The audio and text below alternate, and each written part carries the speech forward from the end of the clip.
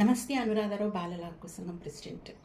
ప్రపంచంలో ఎక్కడైనా యుద్ధాలు కానీ ఘర్షణలు కానీ జరిగితే ఎక్కువగా నష్టపోయేది చిన్నారులు, బాధలకు గురయ్యేది చిన్నారులు. అక్కడ వాళ్ళు తల్లిదండ్రులను కోల్పోతారు, నివసించే స్థలాన్ని కోల్పోతారు, విద్యను కోల్పోతారు, విద్యకు దూరం అయిపోతారు.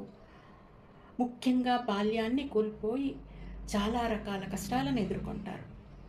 పుస్తకాలు పట్టుకొని స్కూల్కు వెళ్లాల్సిన సమయంలో ప్రాణాలు అరిచేతులు పెట్టుకొని శరణార్థుల శిబిరాల్లో తలదాల్చుకుంటారు. ఆడుతూ పాడుతూ గడపాల్సిన బాల్యాన్ని వాళ్ళు ప్రాణాల గుప్పిట్లో పెట్టుకొని పరుగులు పెడుతున్నారు. 19th August 1982లో యునైటెడ్ నేషన్స్ అసెంబ్లీ ఒక నిర్ణయాన్ని ప్రకటించింది. పాలస్తీనా మరియు లెబనాన్ దేశాలపై ఇజ్రాయెల్ జరిపిన దాడుల్లో ఎక్కువగా నష్టపోయింది పిల్లలే.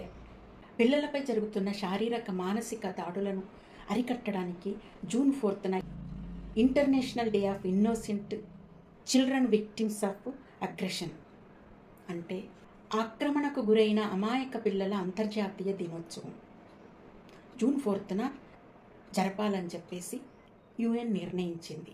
ఇక పిల్లలపై దాడులు చూస్తే 1.6 బిలియన్ చిల్డ్రన్ హింసకు గురైన వాళ్ళు ఉన్నారు దేశం మొత్తంలో.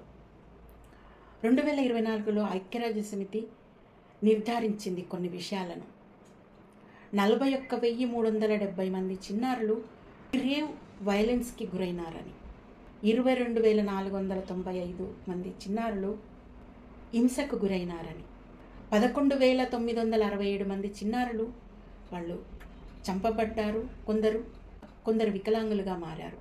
473 బిలియన్ల పిల్లలు యుద్ధ ప్రభావిత ప్రాంతాల్లో నివసిస్తున్నారు. ఇవి కేవలం సంఖ్యలు కాదు, వాస్తవాలు. ఏ పిల్లలైతే శారీరకంగా మానసిక భావోద్వేగాలతో బాధలకు గురైనారో ఆ పిల్లల హక్కులను కాపాడడానికి ప్రపంచ దేశాలు ఆలోచించి ఈ జూన్ 4న వారి కోసం, వారి హక్కులను కాపాడడానికి ఈ దినోత్సవాన్ని సెలబ్రేట్ చేస్తారు. కేవలం పుస్తకాలకే ఈ హక్కులు పరిమితమా అని అనిపిస్తుంది. కొందరు పిల్లల్ని పనిలోకి పెట్టుకుంటున్నారు, కొందరు బాల కార్మికులుగా వాళ్ళని తయారు చేస్తున్నారు, కొందరు కిడ్నాపులు చేసి వాళ్ళని ముఠాలకు అమ్మేస్తున్నారు, కొందరు బాల్య వివాహాలకు గురవుతున్నారు, కొందరు చిన్నారులు లైంగిక దాడులకు గురవుతున్నారు, ట్రాఫికింగ్కి గురవుతున్నారు, రకరకాలుగా పిల్లల హింసకు గురవుతున్నారు. ఒకవేళ పిల్లలు ఇంట్లో ఉన్న తల్లిదండ్రులు 24/7 కాపలా కాయలేరు. బయటికి వెళ్ళి ఆడుకున్నా ఎక్కడ కిడ్నాప్ అవుతారో తెలియదు, స్కూల్కి వెళ్ళినా ఏం జరుగుతుందో తెలియదు. స్కూళ్ళల్లో జరిగేవి జరుగుతున్నాయి, అత్యాచారాలు, కిడ్నాప్లు అవుతున్నాయి. అంటే వచ్చేదారిలో కానీ పోయేదారిలో కానీ ఎక్కడైనా జరగవచ్చు. ఎక్కడ సురక్షితం అన్నది లేదు, ఎందుకంటే వాళ్ళు గొంతు విప్పి చెప్పలేరు. పిల్లల వాయిస్ని ఎవరు వినటం లేదు. మాకి అన్యాయం జరుగుతుంది అని వాళ్ళు చెప్పుకోలేని బలహీనులు. వారి తరఫున మనం నిలబడాలి, వారి కోసం మనం నిలబడాలి. చాలా వరకు వేదికలపైన ఎక్కడ చూసినా చెప్తారు, నేటి బాలలే రేపటి పౌరులు అనేసి.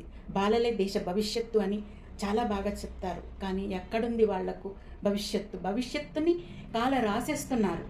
ఎక్కడ చూసినా డ్రగ్స్ మహమ్మారి చేతుల్లో బలైపోతున్నారు, మత్తుకు బానిస అయిపోతున్నారు, స్మగ్లింగ్లో వాళ్ళను ఇచ్చేస్తున్నారు, ఇన్వాల్వ్ చేస్తున్నారు, స్మోకింగ్కి గురి చేస్తున్నారు.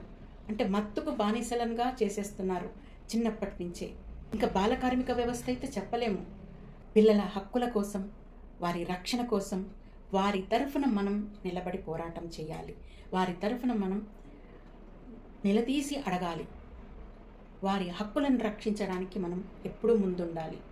మన చుట్టూ ఎక్కడైనా పిల్లలు హింసకు గురవుతుంటే చూస్తూ మౌనం వహించకూడదు, వెంటనే స్పందించాలి. 1098 హెల్ప్ లైన్కి, చైల్డ్ హెల్ప్ లైన్కి ఇన్ఫామ్ చేయాలి, ఈ ఫలానా ప్లేస్లో ఇది జరుగుతుందని. దాని నుంచి పిల్లలను మనం రక్షించుకోవచ్చు. కాబట్టి ప్రతి ఒక్కరం జాగ్రత్తగా పిల్లల కోసం పయనిద్దాం. మార్పు మన దగ్గర నుంచే మొదలు కావాలి. ఎక్కడో మొదలవుతుంది, ఎక్కడో చేస్తారు అని మనం ఎదురు చూడకుండా మార్పును మన నుంచే మొదలు చేయాలి. చిన్నారుల తరఫున మనం నిలబడదాం, పోరాడదాం, వారికి రక్షణ కల్పిద్దాం. Thank you.